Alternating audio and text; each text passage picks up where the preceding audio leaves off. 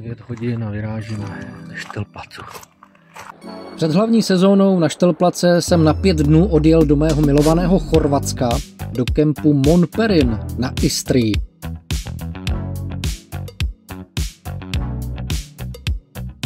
Luxusní kemp s vlastními vyhřívanými slanými bazény a wellness, nechybí ani paleopark s dinosaury. Tady jsem nějak zapomněl natáčet na šířku, takže omluvte videa na výšku.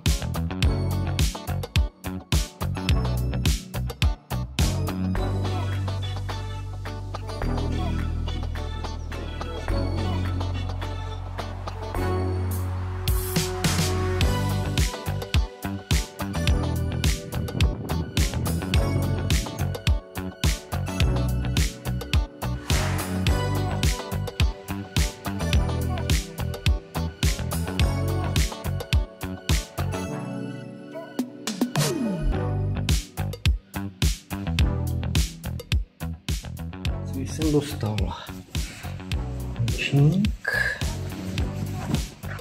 a župan, paráda, super servis.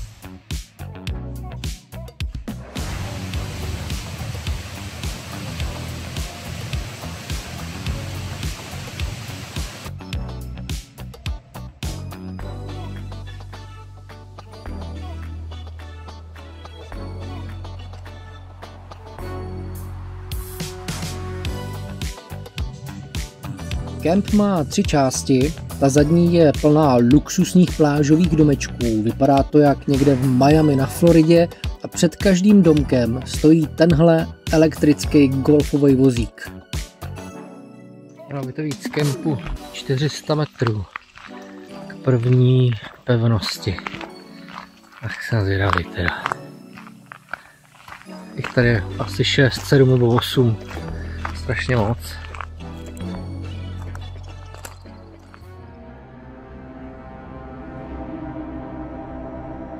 Pro mě velký plus, hned vedle kempu se nachází bývalý obrovský vojenský areál s několika pevnostmi ze začátku 20. století.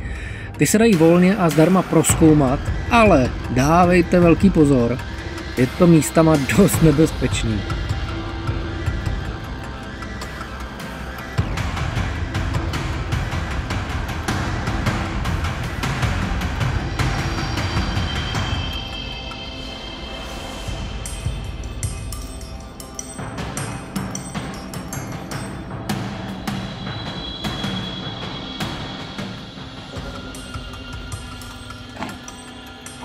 Bordel.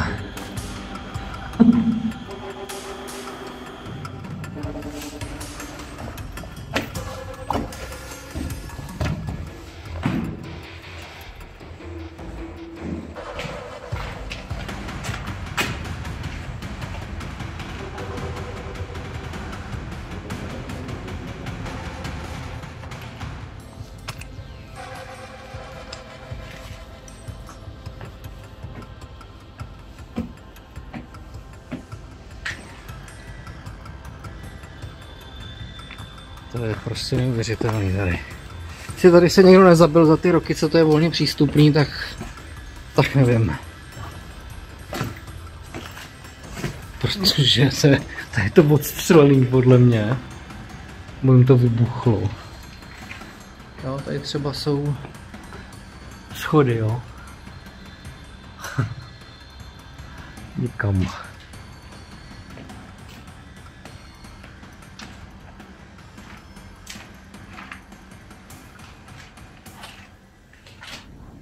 Takzvaný urbex mám rád, je to příjemné zpestření na dovolený, zvlášť když vychytáte v dubnu v Chorvatsku zimu jako já.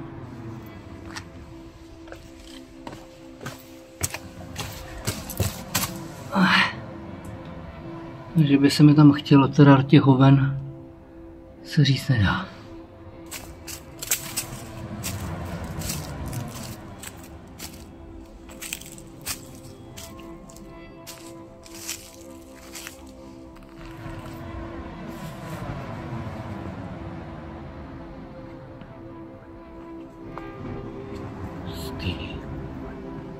Se jezdil vlak.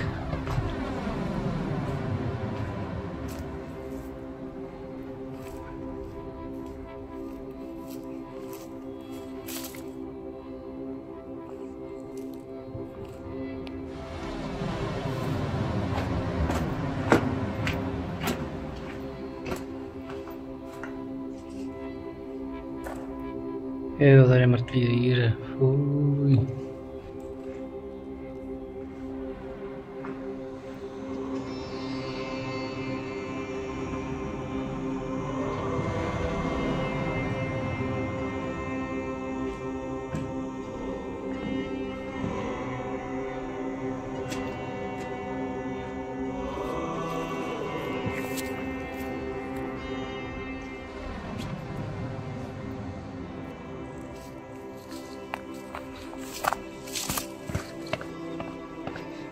Už to drží.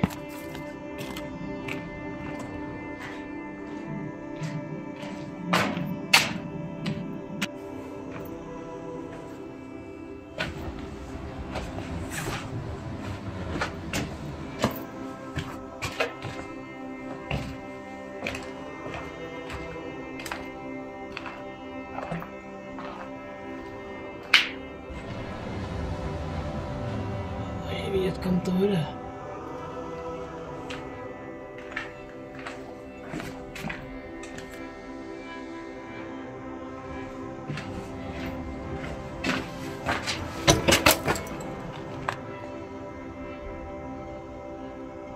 Normálně v té skále.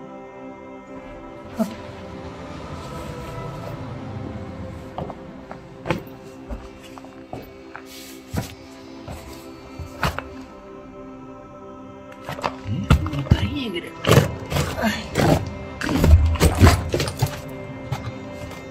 Hustý. Wow. Kemp Montperrin je super, pevnosti byly skvělý dobrodružství a teď už jenom zastávka v nádherném Limském zálivu a hurá domů na Štelplac Pálava, kde se doufám uvidíme. Tak ahoj.